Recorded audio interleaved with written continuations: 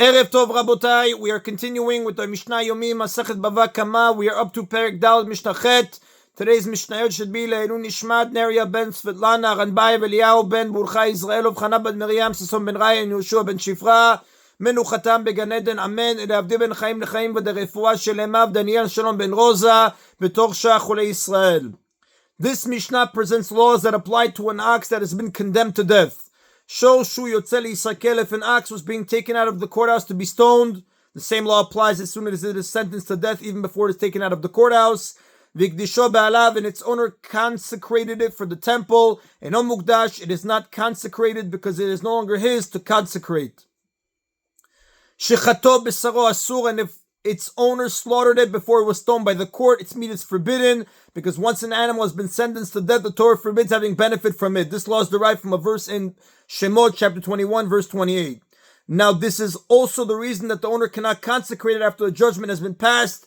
In order to consecrate an item to the temple, one must own it, as the Gemara says on page 68b in Masechet Bava Kamma. Once the court sentences an ox to death, however, it no longer belongs to anyone, because the Torah prohibits benefiting from it in any way. Since even the owner may not benefit from it, his rights of ownership are worth nothing, and he is therefore unable to consecrate it. However, if its owner consecrated the ox before its judgment was decided, mukdash, it is consecrated. And if he slaughtered it before its judgment was decided, bisaro mutar, its meat is permitted to be eaten, because the prohibition against benefit does not take effect until it has been sentenced to death. Just going back, when we say V'im shechato, and if he slaughtered it before its judgment was decided, for the same reason, the owner can consecrate it before it is sentenced to death. Since it is still permitted with regard to benefit, it still belongs to him, and he can therefore consecrate it. It is true that nothing may be done with the consecrated animal, because it must be put to death, according to the first Tana of the previous Mishnah, who holds that even a consecrated animal is put to death. Nevertheless, since the consecration took effect, anyone who benefits from it violates the prohibition of Meilah, having forbidden benefit from temple property.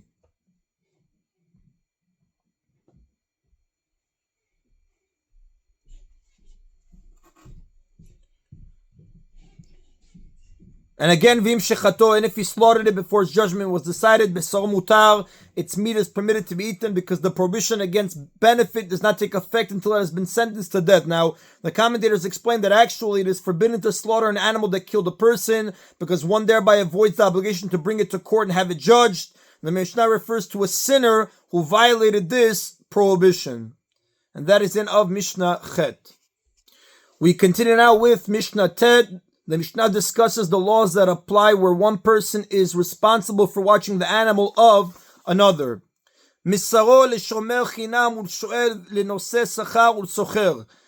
the owner of an animal handed it over to an unpaid watchman, a borrower, a paid watchman, or a renter, and it did damage. Now, these are the four cases listed in the Torah, in the book of Shemot, chapter 22, verses 6 through 14, where one person is responsible to guard the property of another. A, the shomer chinam, unpaid watchman, who agrees to guard someone's property without being paid. B, the shomer sachar, paid watchman, who is paid to guard someone's property. C, the socher, the renter, who pays for the right to use the property of another. And D, the shoel, the borrower, who is allowed to use it for free.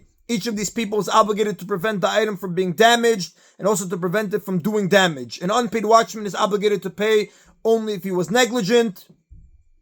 The others, however, must always pay unless they provided the same level of supervision that the owner himself is required to provide, which will be explained later on. Now again, if the owner of an animal handed it over to an unpaid watchman, a borrower, a paid watchman, or a renter, and it did damage, nichnisu tachat ba'alim, they take the place of the owner, meaning they are responsible for the damage as if they were the owner. Muad mishalem nezik shalem, v'tam mishalem chatzi nezik. If the animal is a muad, the watchman pays full damages, and if it is a tam, he pays half damages. Now, if the owner of an animal takes measures to prevent it from doing damage, but it nevertheless damages, he is not obligated to pay. The Mishnah cites a three-way dispute about the level of supervision necessary to free the owner from paying. The first opinion, this is going to be Rabbi Meir's opinion. Kisharo be'alav b'mosera.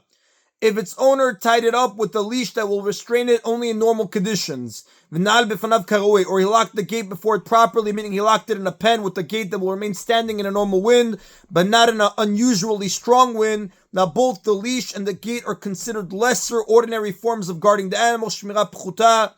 The superior manner of guarding shmirah me'ula would be to tie the animal with an iron chain, which does not break no matter how hard the animal pulls and struggles, or to lock it behind a door that can withstand even unusually strong winds. So here he did ordinary forms of guarding the animal, lesser. V'yatza ve'ezik, and the animal tore the leash, or an unusually strong wind knocked down the gate and got out and did damage. Echad tam ve'echad muad chayav. Whether it is a tam or a muad, the owner is obligated to pay either half damages for a tam or full damages for a muad.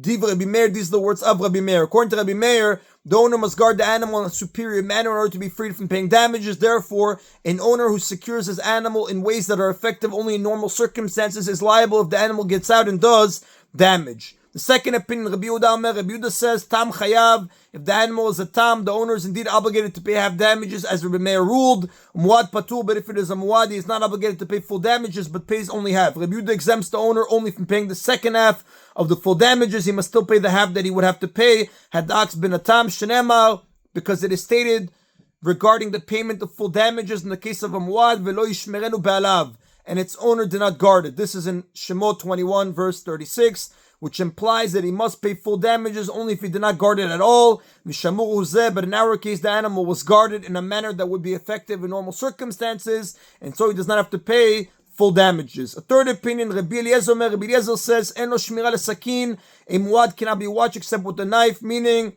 the only method of properly guarding a muad is to slaughter it, thereby completely preventing it from ever doing damaging again. Therefore, if the owner did not slaughter it and it did further damage, he must pay in full, no matter how well he guarded it. So the Mishnah has presented three views regarding a muad that did damage. A, according to Rabbi Meir, the owner must pay full damages unless he had guarded in a superior way.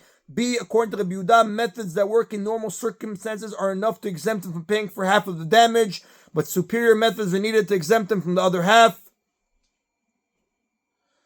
And C, Rabbi Eliezer holds that he must always pay in full, no matter how well he guarded it. All agree, however, that for damage done by a tam, he must pay half unless he guarded in a superior manner. Now, the Mishnah deals only with the category of keren, of horn. Regarding the categories of shen, regel, tut, and foot, everyone agrees that an ordinary level of guarding is enough. And the Rav does tell us, V'alechak Rabbi Yehuda, the Halacha follows the opinion of Rabbi Yehuda, that if the animal is a tam, the owner is indeed obligated to pay half damages. But if it is a mu'ad, he is not obligated to pay full damages, but pays only half, because of the verse that says that in order to pay full damages, it has to be in a case where he did not guard it at all. And in our case, the way the Mishnah referred to, he was guarding in a manner that would be effective for normal circumstances, and so he does not have to pay full damages. However, ideally, the best way, according to Rabbi Yehuda, is to slaughter the animal. It's a mu'ad, in order to remove the damage for good. And that is on the bottom of today's Mishna Yomi. Baruch Adonai le'olam. Amen v'amen.